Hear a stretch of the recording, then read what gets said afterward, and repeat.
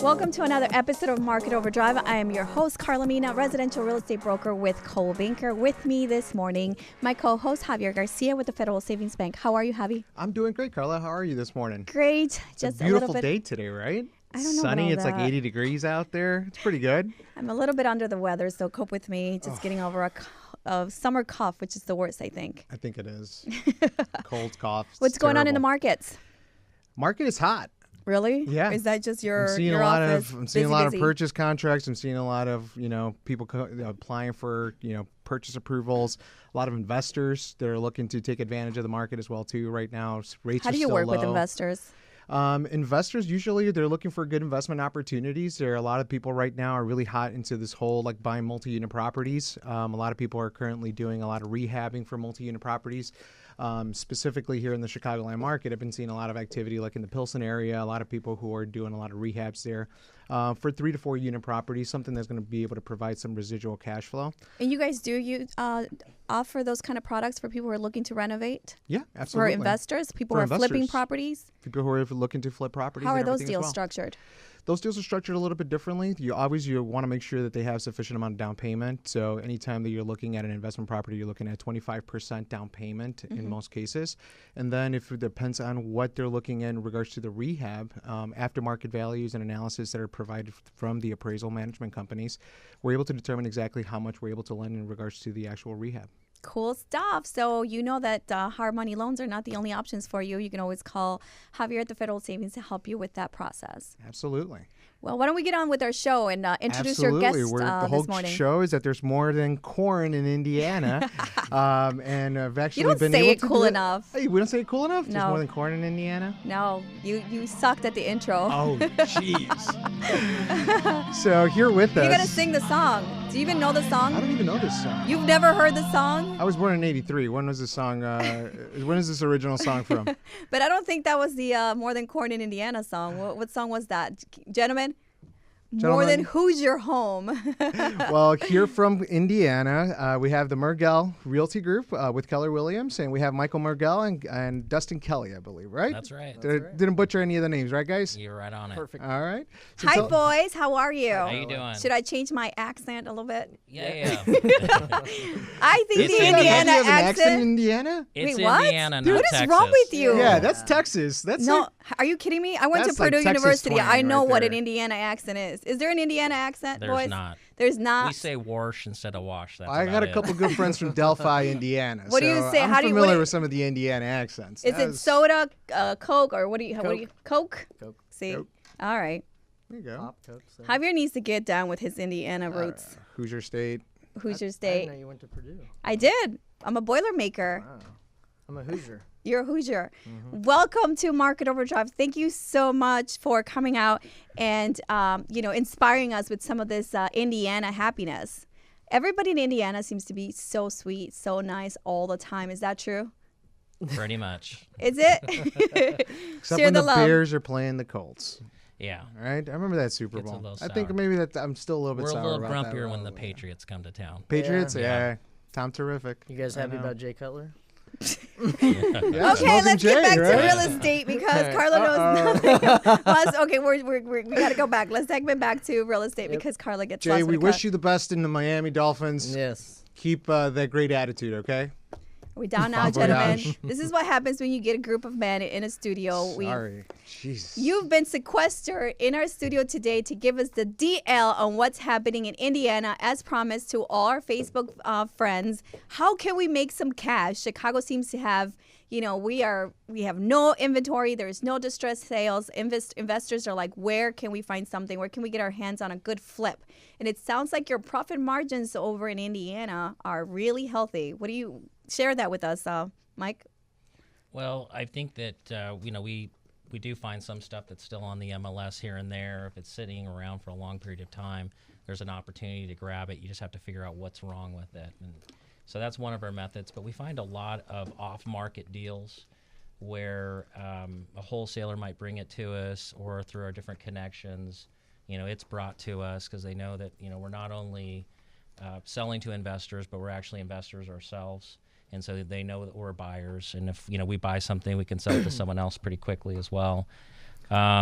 We go to a lot of sheriff sales. We're still seeing 200 to 300 properties at a time come through. Wow. The Marion County Sheriff Sale, a little bit less in some of the surrounding counties. Okay. But there's still opportunities out there. You just have to try a little harder to find them. Now, when you say off MLS sales, like I know a lot of the times people have like these signs where it's like, we buy your ugly homes and things like that, right? Or is that some of the wholesale that we're talking about, maybe off the market? We do see some of the people actually get some of that stuff to work. For the most part, we're doing a direct piece to somebody, or we're picking up the phone and calling them and saying, hey, do you still want this property? You live in Orlando, Florida. It looks like there's not a lot going on it. Want to sell? And we find the best results with that type of stuff, just talking to them directly. What would you say is an average profit margin that you're currently seeing, for your typical investor right now? We're typically seeing like 21 to 42%. 21 to 42%? That's correct. That's awesome. But before we get into the nitty-gritty as to, how to find these properties, I want to go back into how can I trust you, Mike? I mean, tell us a little bit about yourself and your team as to why you guys are so successful at selling and flipping properties in Indiana currently. Well, there's no lack of mistakes that we've made in the past, but fortunately a lot of those are behind us. I've been doing this for 26 years. What? Yep. 26 years? 26 years. Okay. It's the only thing I know how to do. I do it myself when it comes to investing, and so I know what to look for and look to stay away from. And I've also assembled a team some 10, 11 years ago of 10 different people that work on our team that do different things to kind of make sure that we're doing it the right way.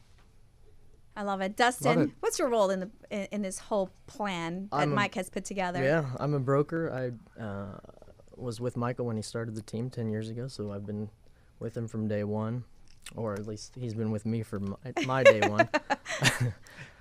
Started investing myself 2 years ago. Okay. Yeah. And I love it when realtors grow into the role, right? Eventually you start selling real estate and you start to learn the business, but then you grow into becoming an investor yourself. And it's a different side that you bring into the transaction when you're able to not just sell real estate, but also, look at the acquisition cost and then be able to be objective about the profit margins. And it sounds like you're making a lot of money for your clients. I mean, 42% profit margin, that's a very healthy. Tell us, how can someone start investing with you guys? Yeah, like how do you designate a property where you're like, okay, this property in specific, this is what we're going for, this is the kind of profitability. Like you're basically receiving these consumers coming to you and saying, hey, you're the real estate professional. How are we going to be able to find these specific investment pockets where we can actually go in there and actually get the highest amount of return on our investment? Sure. I think the first thing is you got to figure out who you're working with or who you're working for. Our investors, they range from people that are doing buy and holds to people that are doing buy and flips, to wholesalers themselves. And so we have to kind of identify, what they want out of it. And then we kind of target, what would work best for them. Not everybody's going to be, the right person to go collect rent every month. And so we try to make sure that that's something they actually want, something that they're going to be happy with. We find that our investors that are doing the aspect of real estate that they really enjoy are doing the best in the business. Okay. And so from there, as far as targeting, if it's a flip, for instance, we'll look at something like, what's the max purchase price? Simple math. $100,000 is the max purchase price after I subtract, my closing costs, my doing business costs, my rehab costs. What am I left with? I'm left with $50,000. That means if we're going to an auction, if we're bidding on a HUD property, if we're talking to a private party for a wholesale deal, we're not going above $50,000 because we're going to keep the deal real and profitable. Okay. What are you seeing more of a concentration, single families or multi-units right now in the Indiana market? More single families. More single families? I'm seeing now more often like duplexes and triplexes and stuff like that? At least investors interested in looking for multifamily and duplexes and things. Okay. We don't have a ton of them, but... Yeah, some of the larger markets, because of the density of the population, typically have more of a multifamily type of base. We have less of that. You'll see more duplexes than you would see like a quad or, many multi-story buildings that are available to just like a single owner. And so we have seen a little bit more of that on the downtown side of Indianapolis, in some of the hot spots like Fountain Square, Broad Ripple, St. Clair. These areas are they're kind of taking some of these bigger homes and turning them into doubles. Okay. And so that market's starting to develop. It's always been there, but more of a smaller market. Right. And it's starting to develop a little bit bigger now. Would you say that's possibly because of the influx of the metropolitan people kind of moving into the area? Because like I'm seeing a lot of, like, at least for me, the dialogue that I'm having with a lot of people where they're entertaining the idea, especially here in the Chicagoland area, of maybe just jumping the border and going over to Indiana just for income tax purposes. There's a lot of other incentives for people that want to do that, who want to get out of Cook County, and specifically or here in Illinois. Are you guys seeing a lot of influx of people that are coming into Indiana investing outside of the state, or would you say it's more organic growth within the Hoosier State, people in Indiana investing and capitalizing on those opportunities in the market that is there? I've seen more out-of-state people coming in maybe the last, 3 or 4 years, I'd say. It's a mixture, But, yeah. Traders, what are they doing? Yeah. Why are they leaving Chicago? That's right. So you are seeing people that are coming in from Chicago. Why are people going to Indiana? Why is this a place to live or a place to buy now? Housing's so affordable. Our market always has been. It stays pretty stable. We don't have the roller coaster that some of these other big cities do, Florida and the Arizonas and whatever, Phoenix. When we were talking about earlier, you said something about, the affordability index is high in Indiana. Right. Can you tell us a little bit more about that entry-level home? What can someone expect if they're a young family that's, changed lifestyle? Maybe they just got married and they're having that one child and they're looking to start a life in Indiana. What would you say would be the entry point for them? We still see a lot of, if they're young families in central Indiana, they're kind of going out to the suburbs. And you can, build a new home in some of the hot areas like Westfield. We just heard this morning as low as $145 for for a 1,300 square foot ranch home, 2-car garage, small yard, but close to a lot of amenities. So I could get a $145,000 house, 3 bedrooms, Yes. Yeah. 2 bathrooms, Yep.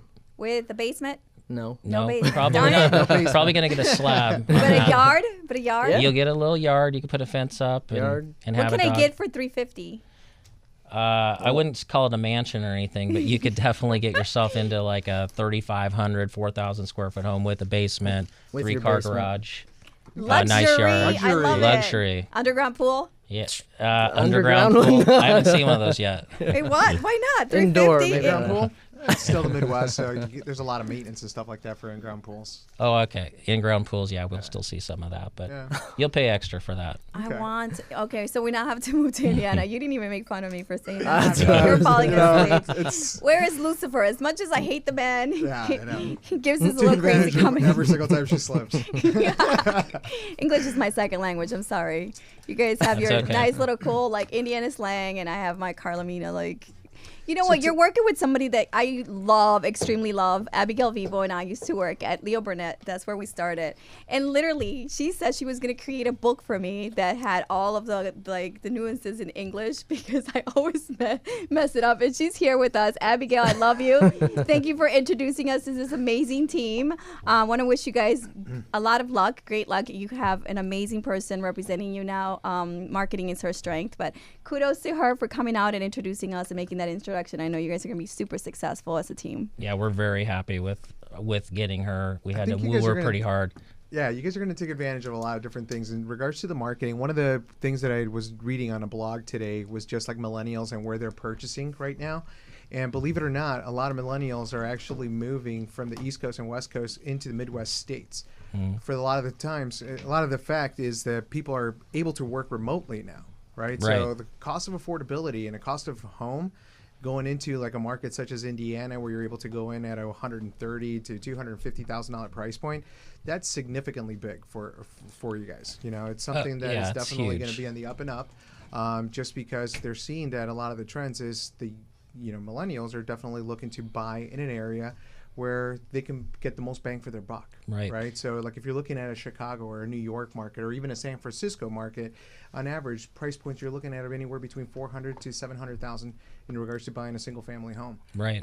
So being in a market that is growing, that has a lot of tax benefits for its consumers, is definitely going to be big for you guys. Something you guys can definitely capitalize, especially on the investment side as well too. I'm seeing a lot of that growth right now in Atlanta.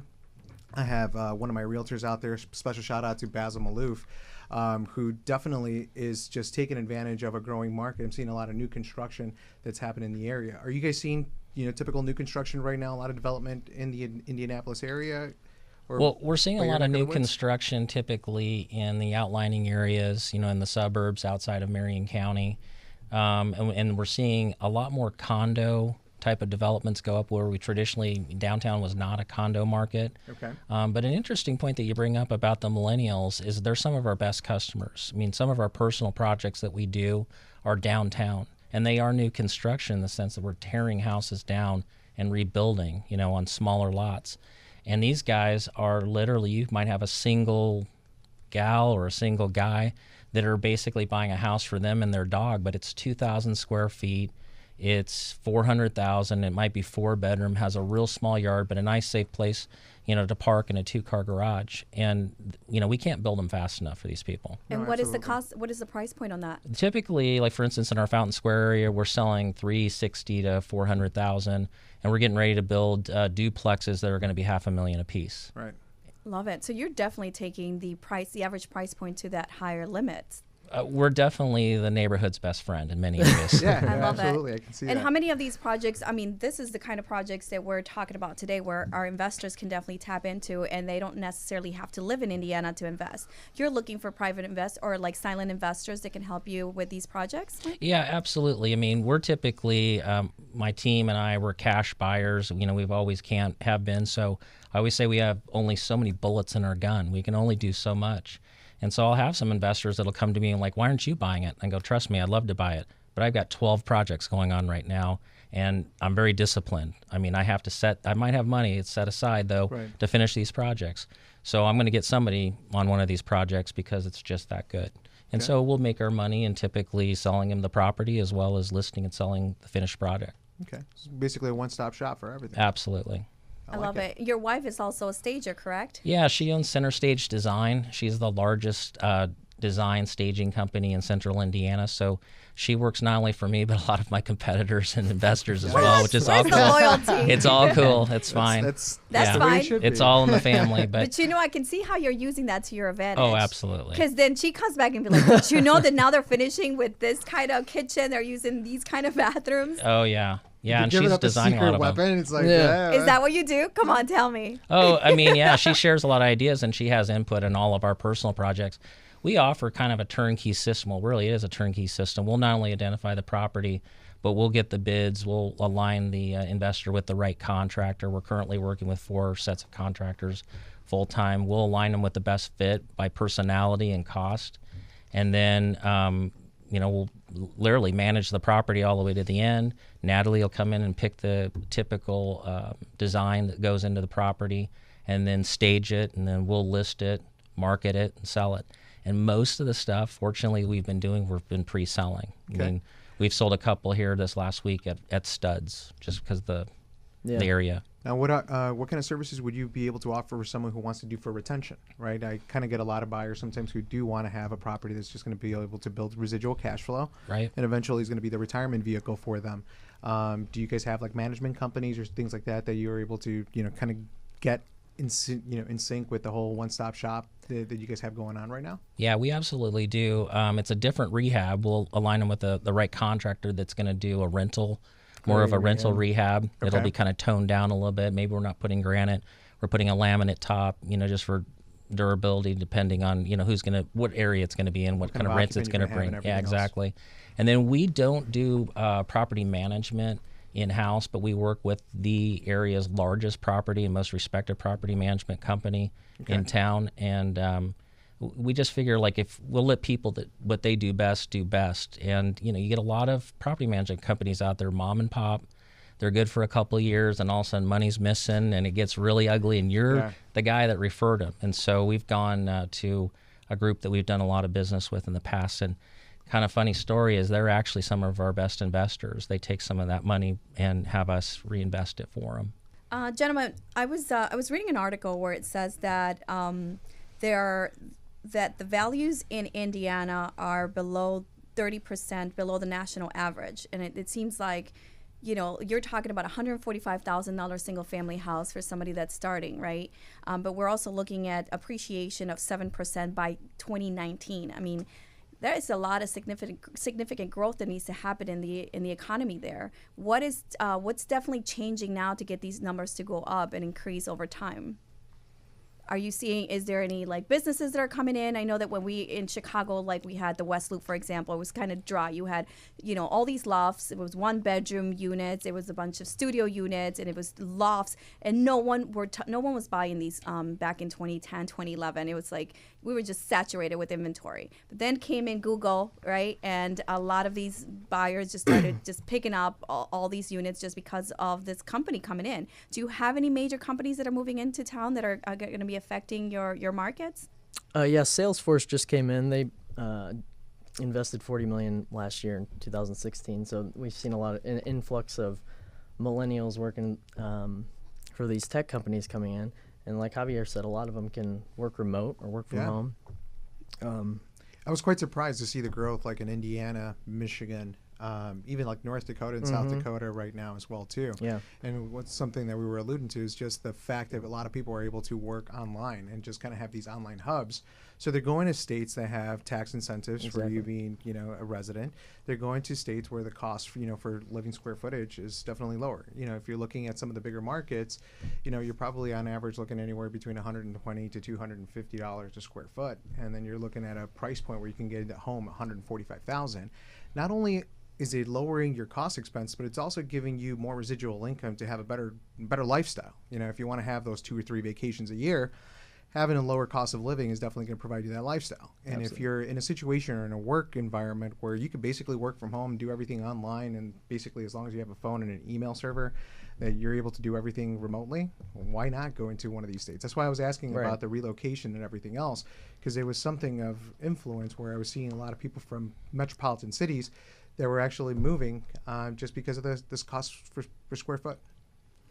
Are you promoting Indiana over Chicago? What are you doing over there? I'm not promoting anything. Like, I'm just saying. I definitely am. For investors who are looking. I'm sorry, Mike. Hold on. Wait. For the younger generation, like we're just they're looking for good You're moving to investments, Indiana? turnkey. Is that what you're saying? No, I'm just saying. There's a lot of people online that are sometimes looking for a good investment opportunity. If they could possibly go to a one-stop shop where it's like, hey, they're going to help me identify a property. They're going to help me with the rehabilitation as well too.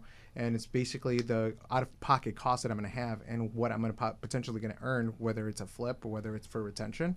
Is definitely going to be a growing market, especially with people more willing to invest outside of their own, wherever they're located. Well, I mean, we already have people from Chicago driving all the way to Indiana so they don't have to pay taxes, right? I'm not saying I do it. I'm just saying I know of people that have done that and will drive out there because of the cost.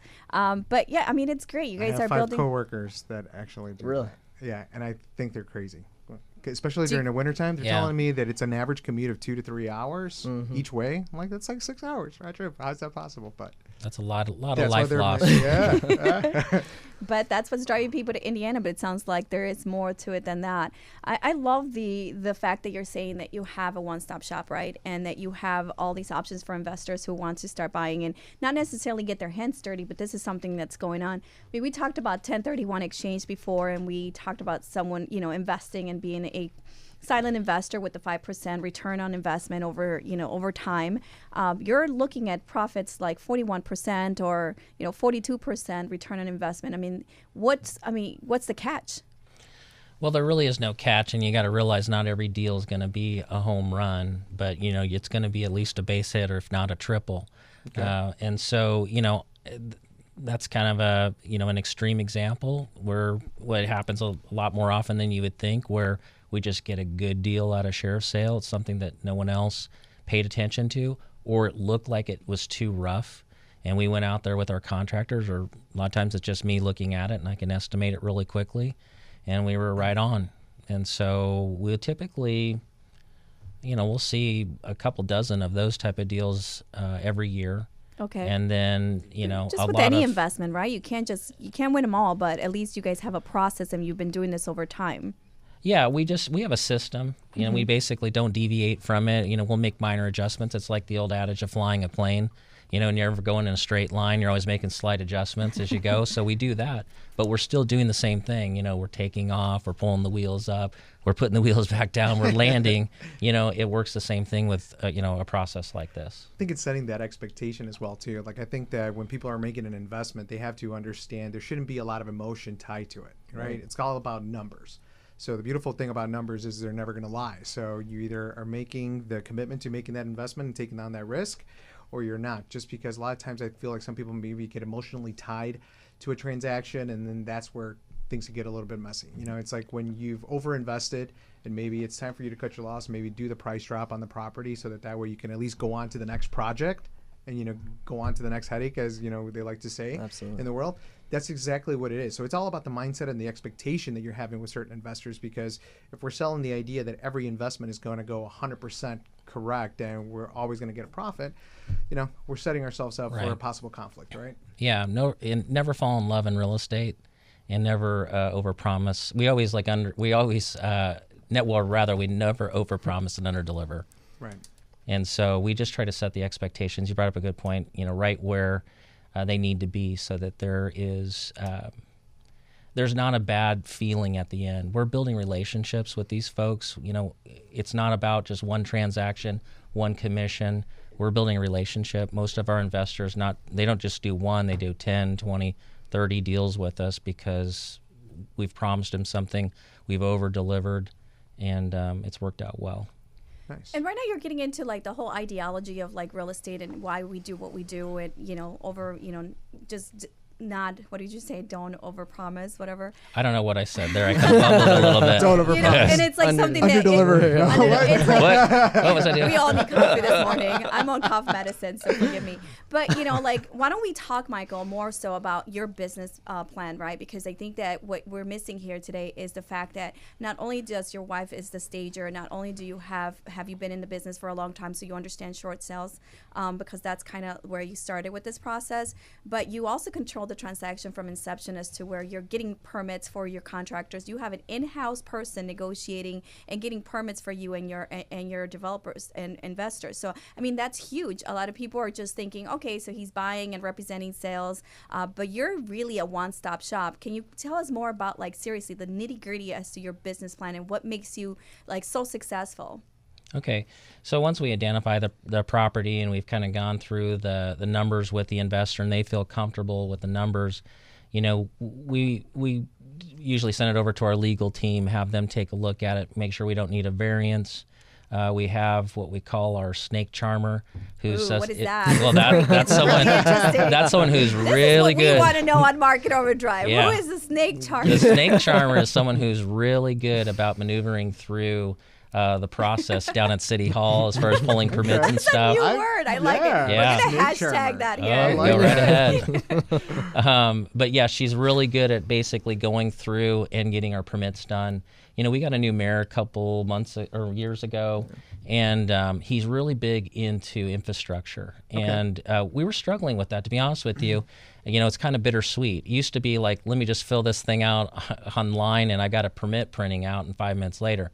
Now you got to go in, you got to show him plans, and he's really cracked down. And so these folks are overworked, you know, underpaid. It's not really a great job. It's like working at the BMV. Right. And all these guys are coming in. Most of them are contractors, and they're kind of grouchy and stuff. And so we send in a little bolt of sunshine. You can imagine who I'm talking about. and the snake charmer. The snake charmer. And basically she gets our variances done, and she gets our she gets all of our permits and everything. And that's, you know, part of the hard part. And so we are general contractors, and so we do pull those permits so that our contractors don't have to have that element or get discouraged. And because a lot of times we're building something new and something awesome that's different.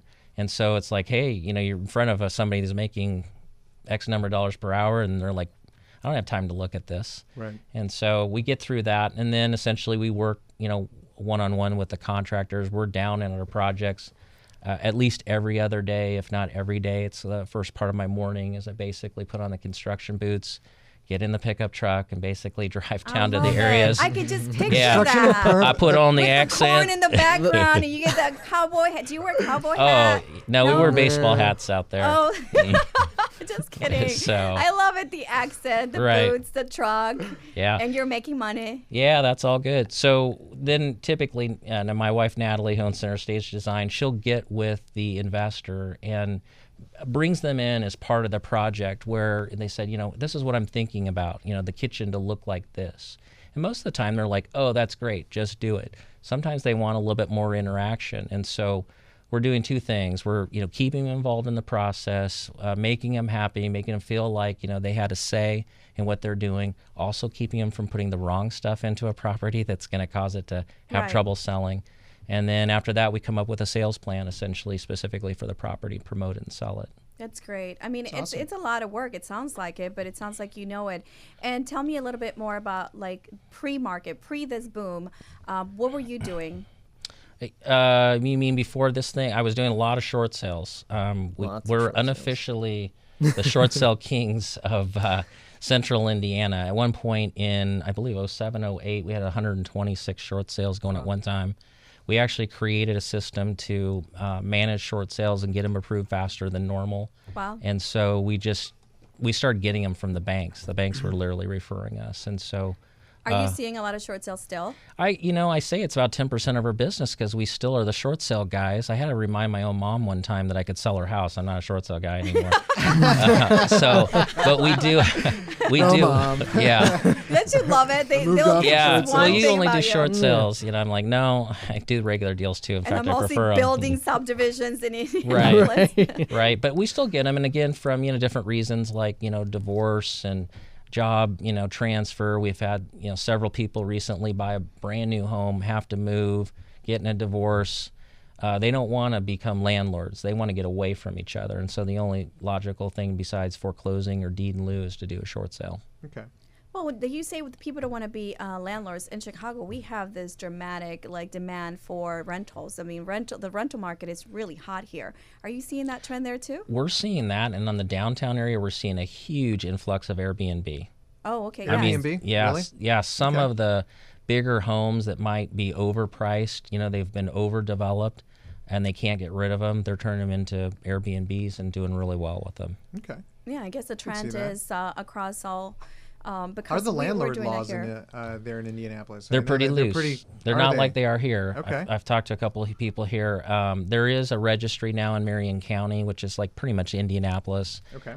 where you have to register as a landlord. That way they can get a hold of you. So if there's a violation, they know who to contact. If, a tenant's complaining, hey, there's mold in my, basement, or the landlord won't come and fix my toilet or whatever it is, they can get a hold of you pretty quick and crack down on you. But it is not like it is here. Okay. Yeah. It's definitely good Super for loose. investors. Yeah, very good for investors. Absolutely. Because Dustin, you said that there was some demand now for multi-units, but mostly a single family. But you're not seeing a lot of multi-units available. Yeah, certain areas we have them, but it seems like these out-of-state investors have in their mind that they want multifamily. Okay. Just because it's an easier investment or for whatever reason. But so we get them coming here. We're their first point of contact, and I get that question a lot first. But How are the zoning restrictions out there in Indiana to build new construction, like duplexes, triplexes, quads, and stuff like that? Because I know that right now, at least for me, that's where I'm kind of doing really well right now in the Atlanta area, is just because they've changed a lot of the zoning down there to allow for some of these multi-unit building. Is there restrictions in regards to only single families in the Indianapolis area, or is there anything behind that? There are restrictions. I mean, For a market to have a big saturation of renters, probably Right. would make the best sense to have a lot of these multi-units as opposed to the single families. Yeah, I mean, there's some restrictions. It's local, by township governed, and anywhere from it's already zoned as a multifamily. You could try to zone up to a multifamily, but usually that in Indiana, that's gonna be tough. Okay. If you're down zoning from a old commercial building and it's dilapidated and you want to turn it into nice loft units, you probably have a good chance of getting something like that done. And Okay. we're starting to see some of that, some cool stuff. I live in a small town north of Indiana called Noblesville, Indiana, or north of Indianapolis, and we're starting to see some cool buildings and some people kind of get creative there, where this Okay. has always been, a smaller kind of bedroom town. So we're starting to see a little bit more of that, but more in the downtown areas where they're converting old factories and things like that. And so if you're downzoning out of an industrial site that has asbestos and you're cleaning it up and you're going to do all these $500,000 lofts, you got a good shot of getting something like that. Okay. Love it. It's a great time to invest. Absolutely. So I know that Abigail had mentioned that she lives by the The Grand Prix? Is that how you say it? The Indianapolis Motor Speedway. There you go. I told you I don't do sports. Only the Grand Prix occasion. Javier, this is your line of work. Like, I don't know what Abigail told you. I'm not saying What that. Abigail told I'm like, you. Abigail, but you got to fill me in 30 minutes before the show. Tell me exactly where you're located. So the next time questions we don't about sports, Javier, No is faux what I'm pas or anything saying. like that. It's the questions about sports in Indiana. What's driving? You said Airbnb, right? So I'm imagining how many people are putting up their properties up for rent Airbnb during this event. Isn't it like one of the biggest events in Indiana? Come on, Javier. Yeah, it's in the once country. a year. The Indy 500. Yeah, When it's is the this Super happening? Bowl of like motorsports here in America. So you wouldn't think to ask this amazing question because we got to tell our investors to invest there during I'm this time. still heard about the Colts beating the Bears in 2006. Okay, Okay. we're not going to talk about any sports events in Indianapolis. All right. But this is one Those of are your I'm biggest putting my investors. foot Are down on people that. seriously investing during this time? You know what? Yeah, they are, and they're actually. It's not just that. That's in Speedway, Indiana, which is another bedroom community. It's within the Loop and within Marion County, but kind of north of the downtown area. The race typically always happens in the last weekend of May around Memorial Day weekend, and but we're also seeing other things like when we have a big game, a playoff game or what have You you. guys got a lot of universities down there in we Indiana. recently had You the guys Super got Bowl. Purdue. You guys got Indiana. You guys got Bradley as well too. There's a lot of big campuses and stuff like that out there. IUPUI is a downtown campus. Yeah, so if the Colts are playing the Patriots or something like that typically happens, you'll see like the Airbnb stuff come online. Yeah, I could definitely. So see there's that. just plenty of stuff. And we were talking about this on the way up. A lot of millennials, they prefer to stay in someone else's home than actually at a hotel for whatever Now, reason. have they had any discussions about the draft coming back to Indianapolis as well too? Because usually it was always in Indy, right? It was always there, and then started rotating it around. I think we held it last year, wasn't Yeah, I honestly don't know. I haven't seen that either. I was at one of the hotels last year, and I saw they were having something like there were several people in a big conference room, like a lot of people in a big conference room, but I have no idea. I don't follow it? it. Okay. Carla? I was looking at the rundown here. More Still on. sports. No. The problem is that I'm having my producer keeps texting me all these things to ask you guys, and I feel like I don't even have control of the questions now. But Oh, okay, so he's like, you guys are sounding really happy about this whole Indiana thing, and this is his voice really. He said something about severe weather in central Indiana prompted tornado warnings. So it's not just in corn and happy smiles and boys with cowboy boots and trucks in Indiana. oh, is that a severe warning right now? Yeah. Okay. How does that affect We you? got hail How does coming, that guys. affect- No, how Hail the does that? size of golf balls. Yeah, that's Kansas. No, seriously, do people have concerns about weather in Indiana, or is that just us I- overreacting? We're just yeah. trying to bash Indiana because we're Chicago. Yeah, go we're ahead. we're still bothered with that $145,000 She's rent. Yeah. She's gonna start bringing like Magic Johnson references pretty soon, Right. just to like get at you. Right. Honestly, I've never really had anybody complain about the weather and stuff. I've had some new people that will, Want transplant. basements Yeah, and because they'll of tornadoes. Yeah, and they'll ask about a basement, or they'll just ask, "Hey, what does a tornado look like?" or something. But I mean, they're just so few and far between. Like she wants to twist it. She's like, "How do you guys feel about the Bulls dominating the '90s?" How do you guys Yeah. feel about that? I'm a Whatever. fan. Reggie Miller. Reggie Miller. Of Shout course. out. See, okay, shout out to Nico. Leave me alone. Get out of my ear. It makes sense though. No, I do love the fact that you guys did come out here, and I want to elevate our viewers, our listeners' IQ about Indiana, because I went to Purdue and I loved it. I mean, I was there for 4 years. It's a Boilermaker, as we said before. So it's definitely a different lifestyle. People are, I'm sorry, Chicago, but people are nicer. There's no one honking, like move out of the way. Driving is not that crazy. Would you agree? The lifestyle is definitely a little bit more calm. Dude, we're not like that. What are you talking about? Yeah. Chicagoans are There's- not like that. What was it like when you started crossing the Indiana border and you came into Chicago, sorry, she's Chicago? hanging out Wasn't in it some really crazy? tough It got Yes. crazy when we Traffic was started crossing the insane. street here. Yeah. Right? Where you're like, move out the way. Yeah. Come on, it's a different lifestyle. I loved it there. I mean, it's again, it's just a different lifestyle. A lot of families here relocate because of schools, right? We have issues with our schools, CPS, and the whole lottery system. What's it like there with your school system? Great schools. In fact, two of our north side cities, both in Hamilton County, Carmel and Fishers, ranked number 1 and number 3 in the nation, best places to live.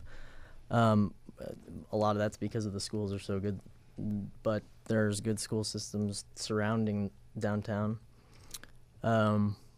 Yeah, in the past we've taken kind of a bashing with the IPS school system, and now they've done a lot of revamping. They've closed a few schools. They've opened a lot of charter schools. There's a lot of private schools that have popped up now, and so you'll see families that want to live in the downtown area. They don't want to put their kids in the IPS schools, but there's plenty of other places to put them, and they get a good education. They just pay a little bit more for it. And as far as property taxes, are we looking? What would you say is the averages? Well, the general average is if you're living in the house, it's 1% of the value of the house, and if you're an investor, it's 2%. Okay, so very, not as crazy as here, but what do you? I personally think that the cost and everything else in Indiana, you're looking at property taxes are significantly lower than some of the surrounding states.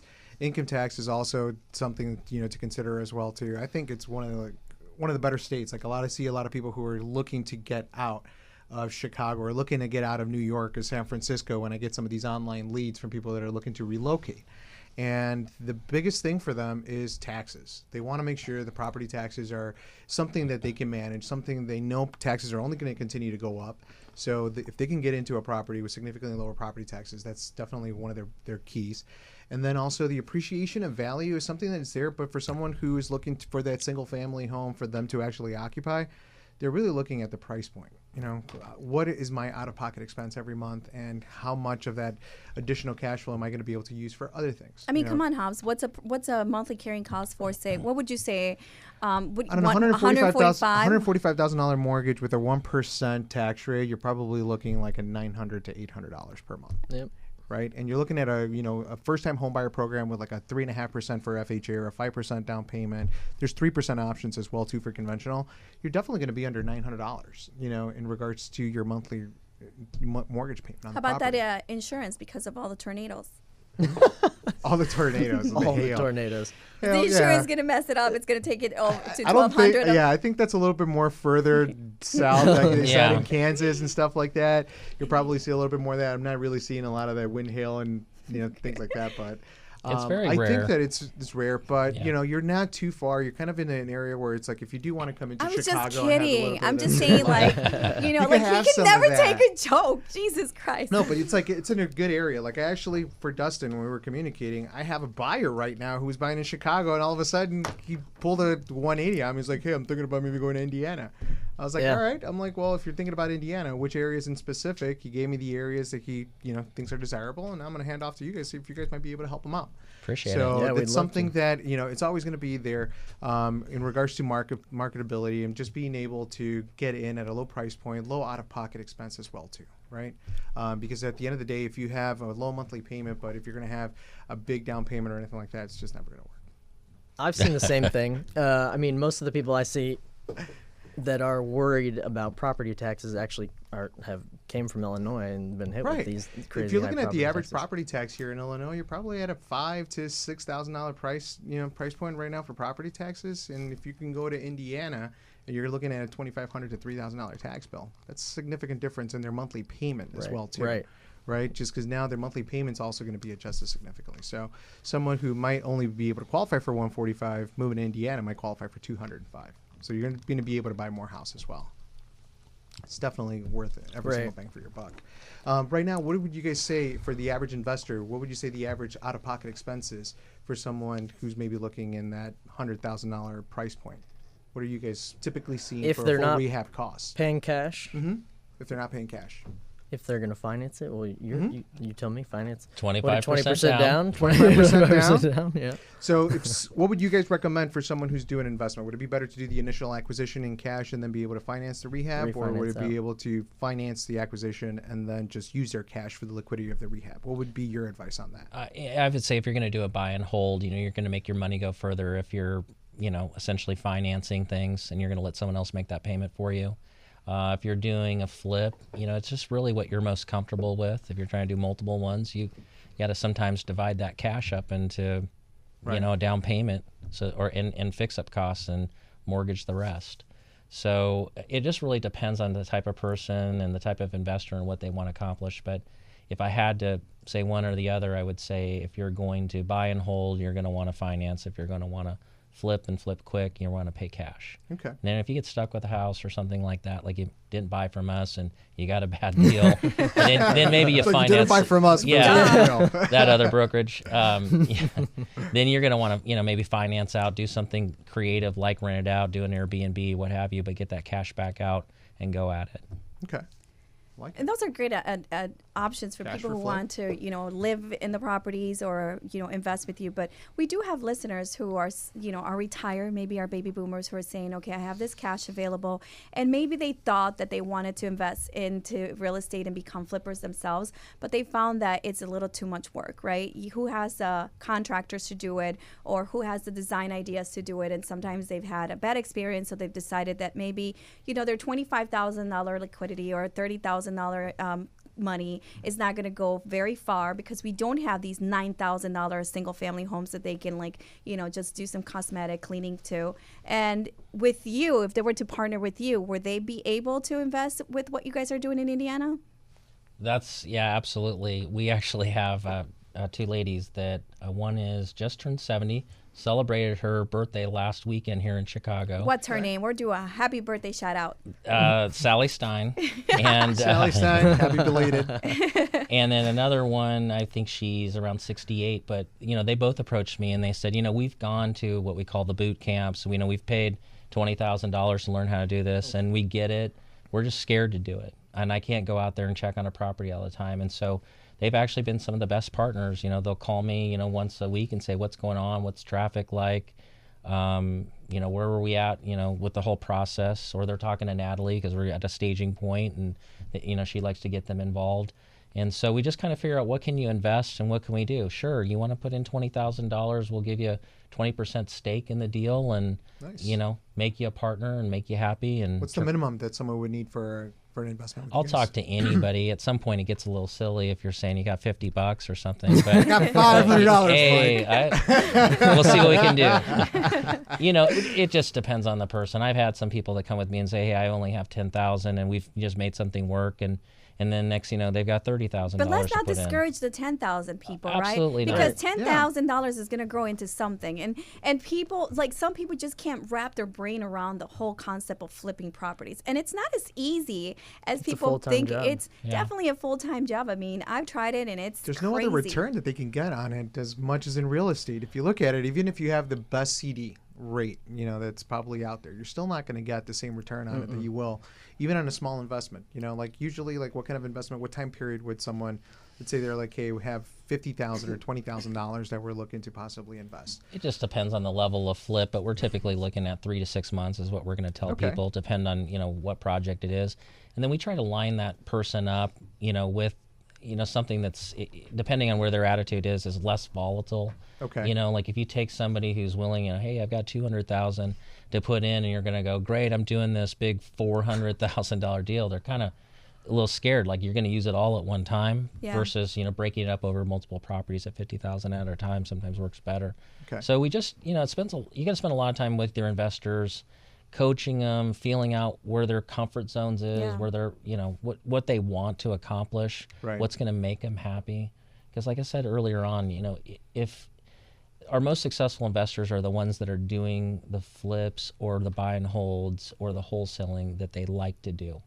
Of course, if somebody's going to do it themselves, right, you're going to make all the profit, 100% of the profit yourself, but you're also going to take 100% of the risk. Right. And if you don't measure correctly, say you get something in the whole process wrong, maybe you miscalculate the cost of rehab, right? You thought it was only going to be 40 and it ends up being 80, or if it ends up being even 60, it throws off the profit margin. If, maybe now you're in an area where it's so hard to sell and you forgot to, add staging to the property because you need to sell the lifestyle, or the home is so specific that someone can't understand the floor plan, so now you need a stager to come in to identify, how the space is going to be used. There goes another expense somebody didn't account for. Or maybe you didn't realize that you needed another sewer line or something unexpected because you've never done this and you're a novice. I mean, anything can go wrong with the flip. If you're going to do it yourself, of course, there's going to be more money and more return on your investment. But here's the scenario where someone is saying, okay, I have $10,000 or $20,000. Kudos to you that has 200, right? But if you just want to start somewhere and you want to, see the process grow, I mean, your 10,000 can eventually grow into, $20,000, $30,000 by the end of the year, because you're saying that you do have these opportunities. Yeah, absolutely. I mean, we'll make you our partner, and with that means that we're accountable to you and good stewards to your money, because our money's sitting right alongside of you. If we're doing a $100,000 property and you're investing 10, that means 90,000 of mine is sitting right, alongside. So, yeah, it's a good bet. We also know the buyers really well. We've built our team to reflect our market. So we have millennials on our team that are our buyers. So we design these houses specifically for the buyers we're looking for. These out-of-state investors aren't going to know that. And it makes a lot of sense. Yeah, a lot of people take that for granted, but I do tell my clients when we're selling property, even when you're doing a resale for an existing home, right? It's not a flip or what have you. We're in the trenches, so we know what our buyers are looking for. So we know what color schemes they gravitate to. We know what color kitchens they prefer. Are they doing the quartz? Are they doing the white on white? What are the design ideas? And of course, you have a stager in mind. But again, I think that the differences between Indiana and Chicago is, unfortunately, in Chicago right now we're kind of tapped out of our distressed inventory. So it's kind of hard to find that as is raw product that's going to allow us to make profits. Some of the neighborhoods, we can't get any, like a single family below 125. Oh my gosh. I mean, I think now we're at like $250,000 for, acquisition. If you get anything for less than 200, then, it's a really good deal. But then you're flipping it and you're like, what, at 350, give and take rehab costs. There isn't a lot of room for, profitability. So you're saying that basically in Indiana, you created a niche for yourself and you have the actual as-is product. And so that's what you're building on now? Yeah, absolutely. And I mean, even on our real estate team, and there's a shortage of houses to be sold in general in a lot of the markets, and ours is no different. But, we've talked to some of the biggest teams in our office and in the city, and they've literally all agreed, like, we're creating our own inventory. So we're creating our own business on our real estate side as well when we list these properties and stuff. So we are still able to find those properties that are out there. We just have to dig deeper, look smarter.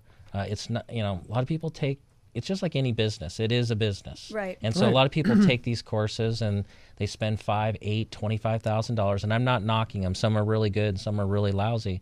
But like any other business, what did they say? Small businesses fail on an average of almost 80%.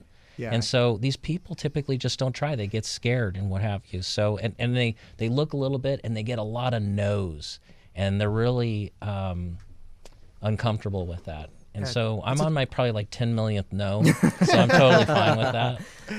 You got to hear a lot of no's before you get the yes. And I get excited with the no's, because if I get 9 no's, I'm probably going to get a yes here pretty soon. Right. So no, I definitely see. It's a different mindset when you're looking at it as an investor, especially for a flipper. Like I remember a couple of realtors who were definitely looking for these properties. Are like, the uglier the better, because then that way they know they're going to get a better deal on the property for the acquisition, and then they really. Well, it's not necessarily that the uglier the better. It's just that no one, your off the street buyer is not going to buy something that's ugly, right? But you still have to include profit, like rehab costs. How much is it going to cost you? If it's really ugly and you're talking about, $60,000 rehab versus $120,000 rehab, that's too ugly for me, depending on your acquisition. But when it comes to competing with somebody who's going to own or occupy it, then it makes more sense for it to be the uglier. My question to you more is acquisition. Like, are you seeing deals that are like less than $10,000, or is that just in the border, Gary, Indiana type of area? There's been some deals that I bought at the tax sale that have been really low. I like to tell the story of the time that I bought the $60.20 home. Serious? Yeah, that was one of mine. I rented it out Section 8 for 8 months at $700 a month. Shut up. Wait. Walk me through these numbers. Are you kidding me? Yeah. How the heck did you buy it? Okay, tell me about the house. It wasn't bad. It already had a tenant in it and stuff. It was during, I think it was a short sale. And the bank literally, there must have been some sort of predatory lending situation or something. I don't know. But they were willing just to dump it. And as long as we could net them something, they were willing to do it because Like a quarter? Well, they originally approved the short sale. Wait, after Apparently closing 2 costs quarters and at a your time. marketing fees. Yeah. Well, they originally approved the short sale in a negative number, and I was like, "Watch this. This is for the history my books. gosh. I'm gonna make the bank write us a check, as we sell this thing." It didn't work out that way. They wanted to, at least net something, and so we bumped it up. We messed our commission up a little bit, and it was $60.20. We rented it out for 8 months at $700 a month. And then sold it. God. We sold it to an investor, turnkey, for $25,000. Wow. And it was a good deal. The house was worth $45 at that point after we had gotten done with it. So, again, we passed it on the proper way, but we definitely made our due. I've bought some warehouses at the past, and I just actually sold one to a guy that's building tiny houses. Oh, and he I love needed that. a warehouse space, and so we thought that was kind of cool. And I think we bought that for like $2,800 and sold it for $35. And so I call it those as like maybe the penny stocks of real estate. That is so cool. I we love tell it. you. I have a client of mine in Atlanta. He ended up buying this little strip. It was about 4.5 acres. He bought it for $50,000. I quote you on that, Basil Malouf. This is your client. Literally, the property is now, because it's it's Forsyth County, so it's just booming. That lot of land is now going to sell for roughly about a 1.1 to 1.3 million. That's awesome. And it's just Wow. like little things like that. And he bought it 7 years ago, and he kind of had this foresight that this area is going to be booming and everything else. And Yeah, I love those stories. we almost Definitely great. we never give up on a listing. I mean, he'll tell you, like, these brokers will pass on a $50,000 listing, and I'm like, I'll take it, because there's hidden gold. There's always It's hidden gold. opportunity. Yeah. I thought I actually got a certificate in my office because I'm in the Lincoln Park office. I think it was 2010. I sold the property, and at that time I thought I was super cool. I was like, okay, whatever. So I sold an $18,000 house, and in my office, I literally got a certificate for the lowest sale Nice. in the office, and I was like, whatever. But holy crap, I'm so jealous. I'm seriously gonna get rid of my juke because parking here sucks, and get a truck, and I'm moving to Indiana. I don't know who's with me, but it Yes. sounds We'll like get there's you a a lot ball of cap. money. There's a lot of money to be made. That's Okay, a day I'll- of parking here, $60 to buy a house with it. Seriously. Are you complaining about our parking because you had such a hard time? Yes. He said yes. I want to give you No, it seriously wasn't kudos bad. to you guys for driving out here. I know that you left, 5 a.m. this morning? Yeah, actually about 6:30. 6:30? Yeah, we gained an hour, so it worked out You good. guys did pretty good. And I Yeah. do have permission from your office manager to go ahead and post the pictures they were giving to me of you changing in the parking lot. Yes. We don't do that in Chicago, gentlemen. Yeah. Yeah, we do. I did that last Wednesday. No, going did to you? Soldier Like- Field. Actually, I think I was supposed to call Dustin. I was changing Oh, the yeah. parking lot at Soldier Field from the suit and just into workout clothes. I was like, whatever. I love Gotta it. do what you gotta do. Hey, I love my Indiana family. Thank you so much for closing the borders and coming out to hang out with the Mod Squad. Really love the opportunities that you're presenting our listeners. So if anyone's interested in the investment options, and of course, if you're shopping in Indiana, there's no one else better than to work with Mike and his team, because apparently you'll go wrong if you don't. Is that what you said? You don't want to make the Yeah. call You won't get a after good your deal. bad acquisition. Right. Right. We'll get you out of it. Gentlemen, if someone wanted to get a hold of you, where can they reach you? You can always call me directly. I'll give you my cell phone. It's 317-645-8717. Michael Mergell at kw.com. You can find me. If you Google me, you'll find me. michaelmergell.com. I love it. Everybody's Googleable these days. Yeah. And Michael Dustin, where Mergell. can we get a hold of you? MergellRealtyGroup.com too. My cell's 317-370-6700. And then Facebook or Instagram, Dustin Kelly. Love it. Javier, it sounds like it's the end. I know. If you guys need to get a hold of me, go ahead and email closemyloan at the Federal Savings Bank, or you can reach me at 312-738-6074, NMLS 217343. It's a wrap. Thank you for watching and listening to us on Market Overdrive. We're here every Wednesday at 10 a.m. I love country music. Listen to that. Talk. It's not bad. Thank you, gentlemen. Thank you.